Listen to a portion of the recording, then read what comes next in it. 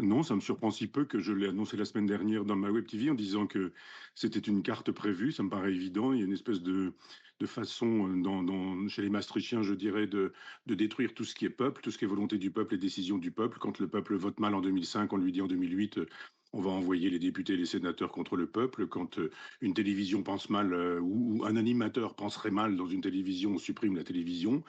Quand il y a des gens qui font savoir un certain nombre de choses, que ce soit les bonnets rouges, les gilets jaunes, ou les paysans, on leur envoie la police, on leur envoie l'armée, on leur envoie des blindés, on arrache des yeux, on arrache des mains. Enfin, on voit bien qu'effectivement, il faut que le peuple se taise et que le peuple vote bien.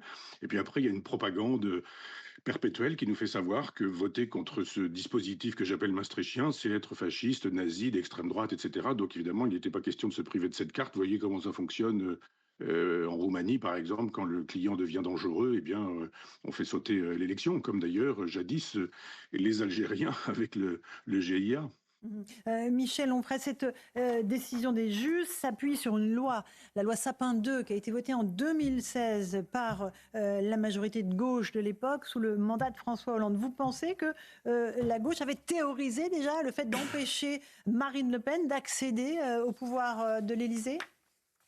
C'est vrai que je pense, c'est que la chose a été clairement dite, c'est-à-dire à l'époque c'était Emmanuel Valls, Premier ministre, et c'était François Hollande, le chef de l'État, qui avait cogité sur cette question, se disant si elle arrive au pouvoir légitimement, c'est-à-dire portée par le peuple, comment peut-on faire pour l'en évincer ou pour faire de telle sorte que l'élection soit considérée comme invalide. Donc la chose a été dite, reprise par la presse à l'époque, ça n'a gêné personne d'entendre dire qu'un chef d'État et un Premier ministre aient pu penser qu'on pouvait s'opposer à la volonté du peuple, à la volonté souveraine du peuple, en cherchant des occasions de rendre soit inéligible ou soit invalide une élection. Je le dis depuis très longtemps, la gauche fait l'économie du peuple au moins depuis 1983, et là ça devient vraiment très gros, c'est quand même très visible.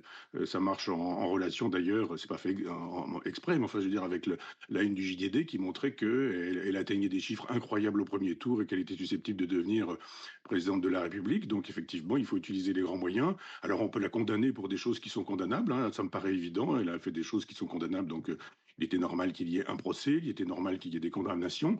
Mais c'est comme interdire, je crois, des fonctions paternelles à Nicolas Sarkozy, je crois bien. Enfin, il y a un moment donné, on se demande pour quelle raison on va chercher des choses pareilles. Là, on comprend bien pourquoi on interdirait à cette femme de devenir candidate aux élections présidentielles. Comme ça, l'affaire présidentielle, l'élection présidentielle est pliée avant qu'elle n'ait lieu. Michel Onfray, est-ce que c'est comparable selon vous à ce qui s'est passé en 2005, le non au traité de la Constitution européenne?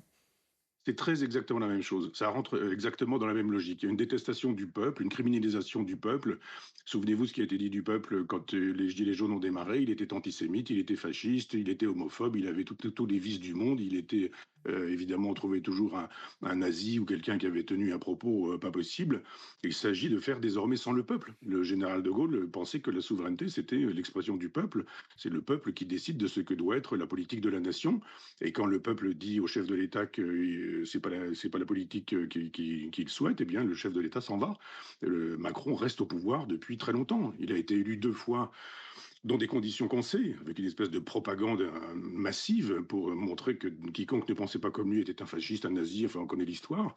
Privation de ceux d'ailleurs qui disent un peu la vérité sur ce sujet-là du service public, ou quand ils ne sont pas privés de service public, on les assassine en leur demandant pourquoi ils sont fascistes, pourquoi ils sont nazis, pourquoi ils sont antisémites, depuis quand ils soutiennent Jean-Marie Le Pen ou Marine Le Pen. Enfin, on voit bien dans quelles conditions les élections sont faites, et quand les élections sont perdues, elles sont tout de même gagnées. Emmanuel Macron, quand il perd les législatives, il reste. Et d'ailleurs, il dit, vous aurez un Premier ministre très exactement à l'inverse de ce que vous souhaitez. Quand Marine Le Pen gagne les élections de l'Assemblée législative récente, eh bien Mélenchon arrive 10 minutes plus tard en disant que c'est lui qui a gagné, et on se retrouve avec un ancien républicain et puis François Bayrou qui est là depuis 250 ans. Et on dit le peuple peut vouloir ce qu'il veut. De toute façon, nous ne voulons pas du peuple et nous voulons imposer à marche forcée un régime qui est celui que j'appelle maastrichtien, c'est-à-dire faire de telle sorte que la France disparaisse au profit d'une Europe maastrichtienne qui elle-même deviendrait un État à proprement parler. Je dis ça depuis très longtemps et je commence à voir cette idée-là avancer. Ça me fait sourire un peu. Mais Maastricht, j'ai pensé comme un État de substitution avec son drapeau, avec sa monnaie, avec son hymne, avec enfin ses valeurs, etc., etc. Et c'est ça qu'on nous présente comme l'État futur, en nous disant tâchez d'en finir avec la France. Et on voit un Emmanuel Macron qui nous dit que la France n'a pas de culture, que la France est à l'origine de génocide, que la France a commis des crimes contre l'humanité. Enfin, il s'agit de détruire la France pour faire de telle sorte qu'on puisse être un citoyen européen, pour que le citoyen européen devienne un grand citoyen du monde. Le but de tous ces gens-là, c'est de fabriquer un gouvernement planétaire. C'est pas moi qui invente, hein. Jacques Attali écrit un livre dont le titre est Demain, qui gouvernera le monde, point d'interrogation. Donc, à moyenne ou longue échéance, c'est la perspective, c'est le projet politique. Donc tous les gens qui gênent et qui se mettent en travers de la route, il faut s'en débarrasser. Et là, comme Marine Le Pen gêne un peu beaucoup, eh bien, on a trouvé une excellente occasion de dire qu'elle était coupable effectivement sur le fléchage des crédits qu'elle a reçus et que ça devait l'interdire d'être candidate, comme ça l'affaire est réglée. Je ne suis pas sûr que ce soit si réglé que ça. Michel Onfray, une dernière question. Vous l'avez évoqué, Charles de Gaulle qui disait, je crois qu'en France, la meilleure cour suprême, c'est le peuple. Aujourd'hui, Le ceux qui peuple. ont le pouvoir, ce sont bien les juges.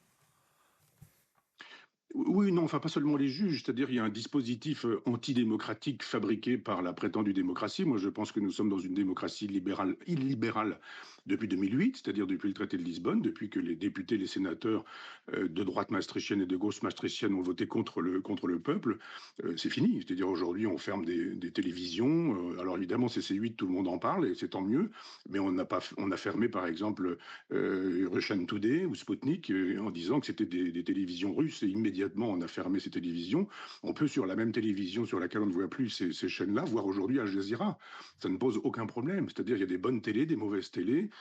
La démocratie, c'est quand même la possibilité de se faire une idée à partir des informations qui nous sont données. Et quand on commence à taper à fermer des chaînes, à taper sur des journaux, à interdire de parole un certain nombre d'intellectuels, à criminaliser les pensées adverses, à envoyer aux tribunaux les gens qui ne pensent pas comme il faudrait penser, on s'aperçoit effectivement que la démocratie est derrière nous.